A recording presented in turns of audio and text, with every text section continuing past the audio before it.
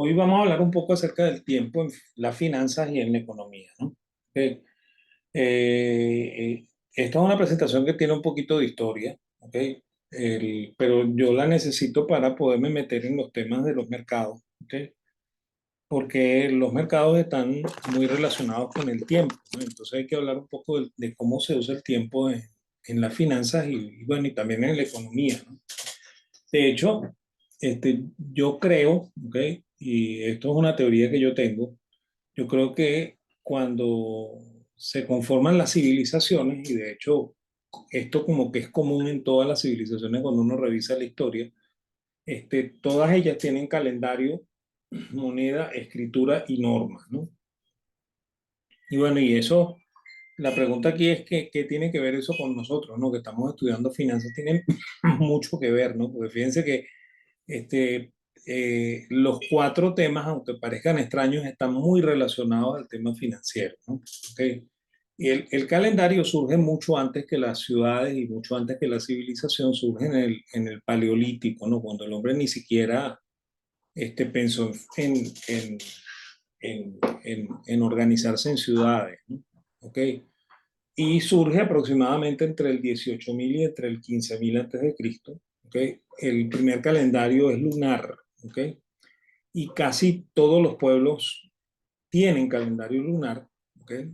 O sea, es casi eh, este, ¿cómo se llama? Un patrón fijo. ¿Okay? Y bueno, y el calendario lunar en realidad tiene 28 días, ¿ok? Porque en realidad la luna le da la vuelta a la Tierra en 27,32 días, ¿no? ¿Ok? Y bueno, sin embargo, ya en Mesopotamia ese año perdón, ese mes se ajustó a 30 días, ¿ok? Porque los mesopotámicos tenían dos sistemas numéricos, ¿no? O sea, ellos usaban mucho el sistema de 12 números, ¿ok? Y el sistema de 10 números, ¿no? Los 10 números venían de los dedos de la mano, ¿ok? Y los 12 números venían cuando ustedes contaban con el pulgar los, las falanges de los otros cuatro dedos, ¿no? Cada uno de los cuatro dedos, el índice, el anular, perdón, el índice, el medio, el anular y el meñique, tienen tres falanges, ¿no? Entonces, si ustedes cuentan, esas 3 por 4 son 12 huesos, ¿no? ¿Okay? Entonces, bueno, en base a eso, los mesopotámicos, que son los primeros que hacen civilización, ajustan el calendario lunar de acuerdo a esa norma, ¿no? Entonces ellos exponen que cada mes tiene 30 días y cada año tiene 360 días, ¿no? Y eso, curiosamente, es el primer sistema este, calendárico que se usa en finanzas, ¿no? Que es la base 30360. ¿Ok? Sin embargo, hay un pueblo del mundo, de ese mismo mundo oriental, del fértil creciente, que tiene calendario solar, ¿no? Y ojo que el calendario solar ellos lo descubren después de que ya son civilización, ¿no? Porque el calendario original de ellos es el lunar, igualito que en el caso de los mesopotámicos, ¿no? Y bueno, ese calendario solar, ellos lo descubren porque, curiosamente, el, el, el río Nilo, ¿ok? Crece cada 365 días y 25 y cuarto, ¿no? ¿Ok? Y bueno, y por esa razón ellos descubren que hay un ciclo de 365 días y un cuarto que ellos terminan convirtiendo en un calendario que se parece mucho al nuestro, porque tenía 3 años de 365 y un año de 364, ¿no? Porque cuando ustedes sumaban los 4 cuartos de esos 4 años, entonces sumaban un día más, ¿ok? Y eso se ajustaba mucho con el crecimiento del río Nilo, ¿no? Porque el Nilo crecía exactamente cada 365 días y cuarto, ¿ok? Sin embargo, bueno, ellos tenían una mitología ahí, ¿no? Ellos decían que el calendario perfecto era el calendario de 360 días, ¿ok? Sin embargo, como ese este, eh, no cuadraba con este otro calendario, entonces esos 5 o 6 días que se añadían, ellos los llamaban los 5 o 6 días malditos, ¿no? Y eran días en los cuales se prohibía que la gente saliera de la casa porque supuestamente iban a ocurrir grandes desgracias, ¿no? O sea, es parte de las creencias del mundo egipcio, ¿no? Y bueno, ese fue el primer calendario, ¿no? Y fíjense, ¿por qué decimos que es tan viejo? Fíjense, por ejemplo, este calendario es un calendario del Paleolítico que se encontró en Siberia, ¿ok? Y aunque parezca extraño, parece una piedra con un montón de huecos, esto es un calendario lunar, ¿ok? Que se usó en el mundo antiguo, ¿ok? En el Paleolítico, ¿no? ¿Ok? Este es otro más, ¿ok? Este es un calendario hecho encontrado en Checoslovaquia, ¿ok?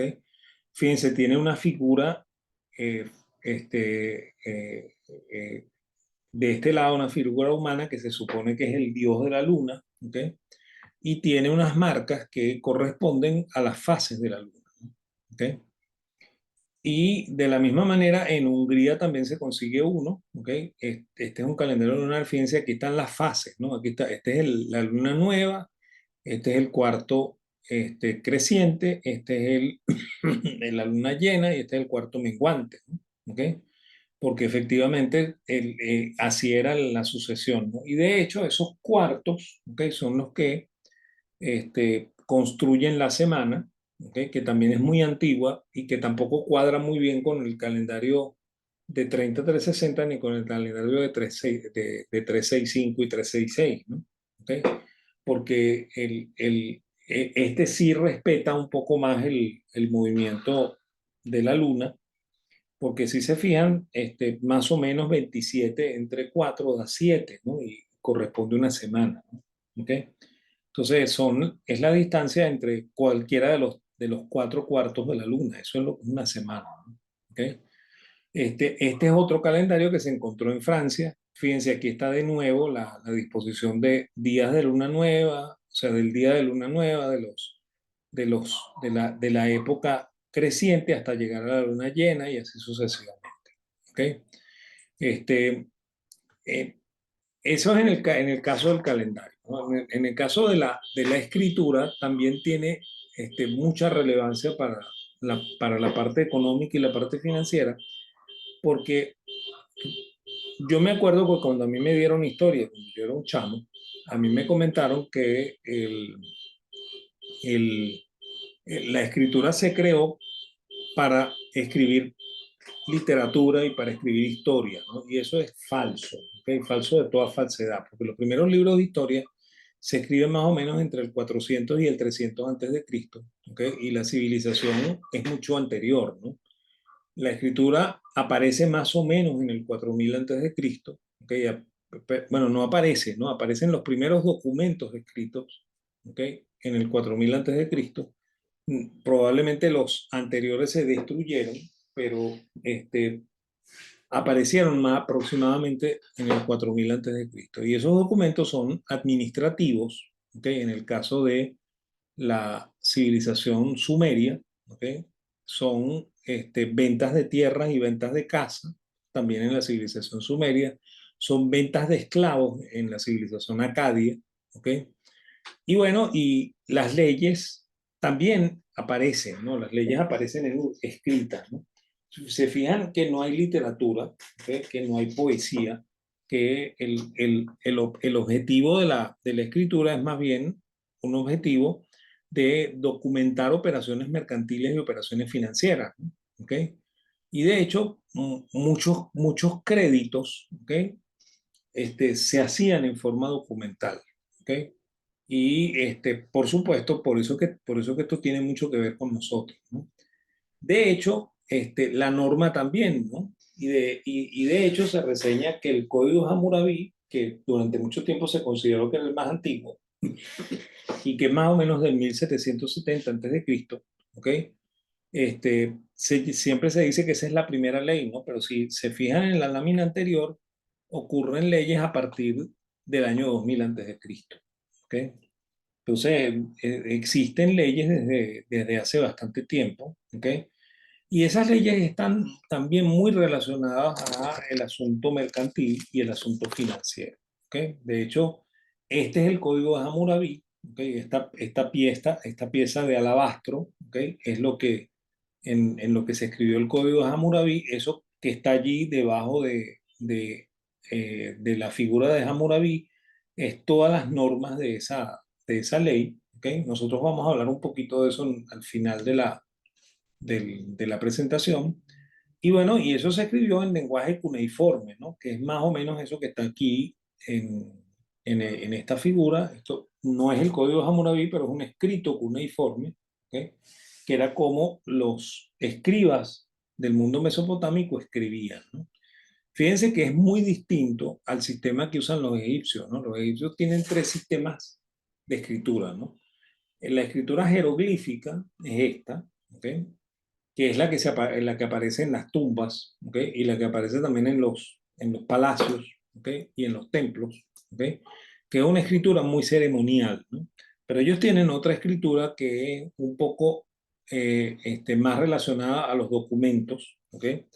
Que se llama escritura hierática, ¿ok? Que obviamente son los mismos símbolos, pero no están tan elaborados como en el símbolo jeroglífico, ¿ok? O sea que esta es una forma de escribir, ¿ok? Y hay una tercera forma de escribir que es la que se llama demótica, ¿ok? Que también son los mismos símbolos, pero que están un poco más estilizados, ¿ok? Y que se usaban para hacer comunicaciones más personales, ¿no? Por ejemplo, cuando yo quería enviar una carta a algún familiar, lo hacía, buscaba el escriba y el escriba escribía en manera demótica, ¿no? Así, ¿ok? Y bueno, supuestamente yo era analfabeta y la persona a quien yo también le estaba mandando el escrito era analfabeta, porque eso de leer en el mundo mesopotámico y en el mundo egipcio era una cosa excepcional, por eso es que se le pagaba mucho dinero al escriba, porque el escriba tenía esa habilidad, ¿ok?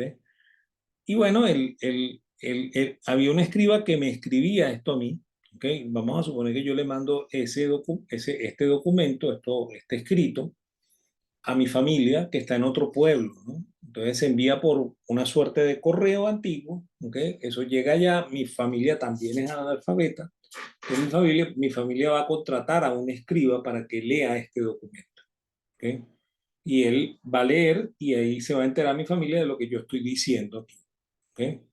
Entonces, eso se usaba mucho en el mundo antiguo, porque como comento, todos eran analfabetos, ¿no? Y había muy pocas personas que sabían leer y escribir, ¿ok? Que es el caso de los escribas, ¿no? ¿Ok? Entonces, sin embargo, esta es una escritura un poco más personal, una escritura para documentar cartas, para documentar asuntos personales, ¿no? La que se usaba en lo en lo que corresponde a documentos mercantiles y financieros es esta, la hierática. ¿Ok? Entonces, fíjense que así es como se hacía, ¿no? Y miren, aquí está un ejemplo de la jeroglífica maya, ¿no? Y fíjense que la jeroglífica maya es bastante distinta a la jeroglífica egipcia y también a el carácter cuneiforme mesopotámico, lo cual da a entender que eso es un asunto que evoluciona de manera distinta en cada uno de los sitios, ¿no? O sea que no hay una civilización común que enseñó esto, sino que cada una de las civilizaciones descubrieron su forma de comunicarse, ¿no? ¿Ok? Pero es una norma de que todas las civilizaciones tienen una forma de comunicación escrita, porque todas hacen comercio, todas hacen operaciones mercantiles. ¿Ok? El alfabeto propiamente dicho, ¿ok? Aparece en Fenicia, fíjense, este es el alfabeto, son 22 letras, ¿ok? Y esas 22 letras simplifican mucho el asunto, ¿no? Y así, de esa manera, desaparecieron un poco los analfabetas, ¿ok? Porque esto permitía que una persona no necesitara aprender 3.000 caracteres para poder entender lo que está escrito en un pedazo de piedra, ¿ok? Sino que yo puedo escribir en un papiro, ¿ok? ¿okay? Con estas 22 letras, todas las palabras que yo conozco, ¿okay? Y leer eso es un poco más sencillo que leer 3.000 caracteres, ¿okay? Obviamente, esto también se usó para documentar, ¿okay? También se usó para hacer operaciones mercantiles, también se usó para llevar contabilidad y de hecho se supone que el primer pueblo que hizo contabilidad con sistema de doble partida fue el pueblo egipcio, ¿okay? O sea que eso no es un invento de la Edad Media, como la gente dice, que eso es un invento muy anterior a la Edad Media, es un invento que dominaban los comerciantes, ¿ok? Y lo dominaban a través de los escribas, ¿no? Porque fundamentalmente el escriba lo que era un contador, ¿ok? Entonces, bueno, aquí tienen las 22 letras, ¿ok? Los alfabetos egipcios, perdón, los alfabetos fenicios, ¿ok? Egipcio y hebreo, que son los tres primeros, ¿ok? Todos se derivan del alfabeto fenicio, ¿ok? Y son alfabetos que son alfanuméricos, ¿ok? La letra Aleph, que está aquí, ¿ok? Corresponde al número 1, ¿ok? La letra Bet corresponde al número 2, la letra Gimel corresponde al número 3, la letra Dalet corresponde al número 4, la G corresponde al número 5, el Baf corresponde al número 6, el Sayin corresponde al número 7 y así sucesivamente, ¿no? O sea que son caracteres alfanuméricos, ¿ok? Y por eso es que ustedes no van a conseguir números en estas civilizaciones, ¿ok? No hay números hebreos, no hay números fenicios, no hay números griegos, ¿ok? Porque sus caracteres son alfanuméricos, ¿ok? Y aquí tienen un poco cómo evolucionó el alfabeto, ¿no? Cuáles fueron los caracteres originales del alfabeto fenicio, cómo al final se consolidó y cómo eso fue copiado por los griegos, ¿ok? Y cómo después también lentamente derivó en el alfabeto latino, que es el que nosotros usamos, ¿ok? Fíjense que aquí tienen más o menos la explicación y aquí tienen el, ¿cómo se llama? El significado, ¿no? Por ejemplo, en fenicio, Aleph significaba buey, ¿ok? Y de ahí venía la letra Aleph. Bet significaba construcción o casa, ¿ok? Y de aquí viene la letra Bet, que es la B nuestra, ¿ok? El Gimel correspondía a una esquina, ¿ok? Y fíjense cómo evolucionó hasta que se convirtió en la G nuestra, ¿no? El Mem correspondía al agua, ¿ok? Que tenía esta forma en el alfabeto original, después derivó en esto, ¿ok? Y por supuesto terminó siendo nuestra M, ¿no? Y bueno, el Nun, por ejemplo, era una cobra, el Ayin era un ojo, ¿ok? El Resh era la cabeza, ¿ok? Etcétera, etcétera, etcétera, ¿ok? Pero al mismo tiempo eran números y letras, ¿ok? Entonces, fíjense, nos falta explicar la moneda, ¿no? Y bueno, en el libro de Heródoto, en el libro de historia de Heródoto, Heródoto comenta que la moneda es un invento lidio, ¿ok? Además, él lo dice así, los lidios se gobiernan por unas leyes muy parecidas a las de los griegos, a excepción de la costumbre que hemos referido hablando de sus hijas, ¿ok? Los lidios eran un pueblo más fenicio que griego, ¿ok? Sin embargo, por supuesto, los griegos los consideraban, igual que los fenicios, bastante amigos de ellos, ¿no? ¿Ok? Y entonces él dice allí, ellos fueron, al menos que sepamos, los primeros que acuñaron para el uso público la moneda de oro y plata. Y ellos fechan esa primera emisión 500 años antes del escrito que hace Herodoto, ¿no? Y Herodoto era un historiador que fue contemporáneo de Sócrates, por lo cual estamos hablando más o menos del año 400 antes de Cristo, por lo cual probablemente la primera moneda fue emitida según Herodoto en el 900 antes de Cristo, ¿ok? Pero vamos a contrastar eso un poquito con el mismo código de Hammurabi, ¿ok? El código de Hammurabi dice lo siguiente, ¿no? Si uno ha recibido un préstamo en dinero de un comerciante y ha dado al negociante un campo cultivable de trigo o de sésamo, diciéndole cultiva el campo, cosecha y toma el trigo o el sésamo que habrá en ella, ¿ok? cuando el cultivador haya hecho venir el trigo o el sésamo en el campo, en el momento de la cosecha, el propietario del campo tomará el trigo o el sésamo que existe en él y dará al negociante trigo por el dinero con los intereses que tomó del negociante y el costo del cultivo del campo. ¿Okay? Ahora, fíjense una cosa, ¿no? Herodoto dice que hay moneda en el 900 antes de Cristo. ¿Okay? Y esto es una operación de crédito, ¿okay? Que se puede pagar en dinero, ¿okay? O se puede pagar en trigo. ¿Okay? Y recuérdense que nosotros fechamos, ¿okay? El calendario, perdón, el código en el 1750 antes de Cristo, ¿no? ¿Okay? Por lo cual esto es 800 años antes de que se emita la primera moneda, por lo cual probablemente el libro de Herodoto está equivocado. ¿Okay? Y fíjense, Herodoto es el que introduce el, el, la creencia que tenemos nosotros de que cuando se inventó la moneda se adoptó inmediatamente y desapareció el trueque. ¿Ok? Entonces, bueno, es un poco para que reflexionen alrededor de esto, ¿no? ¿Okay? Estas son las primeras monedas que se emitieron en Lidia, las monedas de Creso, ¿okay? Creso fue el rey que las emitió, así era como se hacían, ¿okay? Son monedas de oro, ¿okay? Ahí las pueden ver, ¿okay? Y bueno, y se emitieron aproximadamente, o sea, esta muestra es del año 560 antes de Cristo, ¿no? ¿Okay? No es del 900 antes de Cristo, ¿no? O sea que había mucho antes que esto, otro tipo de monedas que nosotros probablemente no conocemos, ¿no? ¿Okay?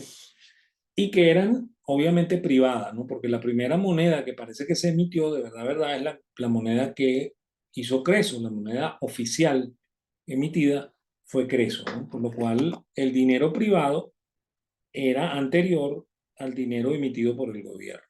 ¿Okay? Y bueno, para nosotros, ¿okay? Son fundamentales estos conceptos, ¿no? En finanzas nosotros vamos a hablar mucho de fecha spot, ¿okay?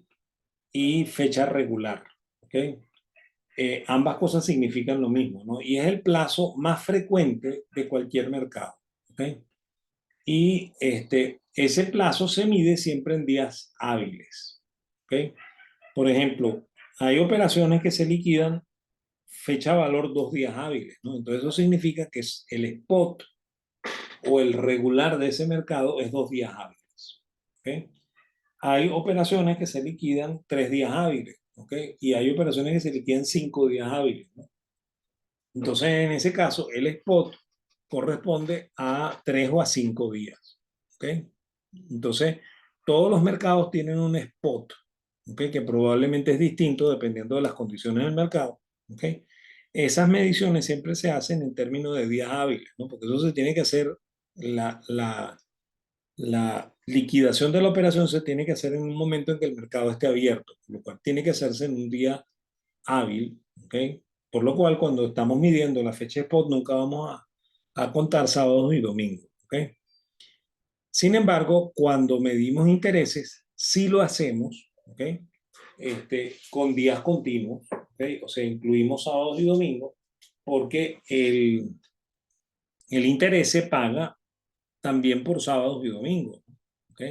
Entonces, ahí hay dos formas de medir el asunto. Hay la forma de medirlo por cuando quiero medir la fecha de liquidación, siempre lo voy a hacer en días hábiles. ¿Okay? Cuando voy a medir los intereses, siempre lo voy a hacer en días continuos y siempre lo voy a hacer por la noche transcurrida.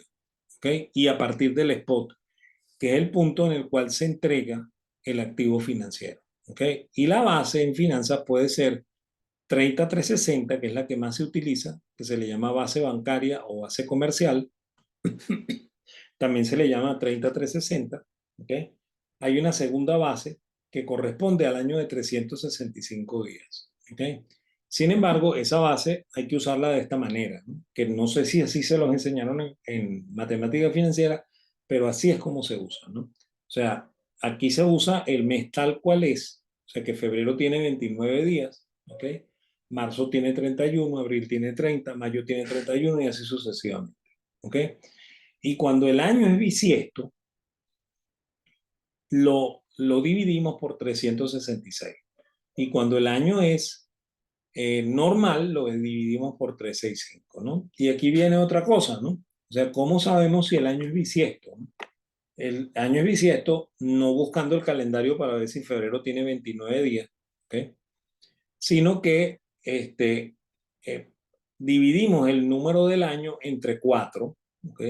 Y si la división no deja residuo, ese año es bisiesto, ¿ok? Con un colorario, ¿no? Si el año termina con 2 ceros, ¿ok? No puedo dividir por 4, sino por 400, ¿ok? Y si ahí no hay residuo, entonces ese año es bisiesto, ¿ok? Entonces la manera de saber si un año es bisiesto es dividiendo por 4, ¿ok? Y si el año tiene 2 ceros, por ejemplo, 1900, ¿ok? 2000, que tiene 3, pero son más de 2, ¿ok? 1000, ¿ok? 1700, ya no divido por 4, sino divido por 400, ¿ok? Si no me deja residuo, ese año es bisiesto, ¿ok? Y después hay dos bases que son combinatorias, ¿ok? Hay una base que se le llama base 30 corriente, en la cual se mezclan meses de 30 con el año corriente, y de nuevo 365 para los que no son bisiestos, 366 para los que son bisiestos, ¿ok? Y la otra base combinada se llama base corriente 360, ¿ok? En la cual el mes se usa tal cual es, o sea que cuando es eh, febrero normal es 28, cuando es febrero bisiesto es 29, cuando es marzo es 31, cuando es abril 30 y así sucesivamente, ¿ok? Pero se divide siempre por 360, ¿ok? Entonces esa combinación también existe, ¿ok? Y aquí es donde viene la cosa, ¿no? O sea, en el contrato, ¿ok? Que le da origen al instrumento financiero, aparece el cómo se miden estos intereses, ¿ok? Si la base es 30-360, si la base es corriente, si la base es 30 corriente, si la base es corriente 360. Y de hecho, fíjense, cuando Venezuela emitía bonos en bolívares, ¿ok?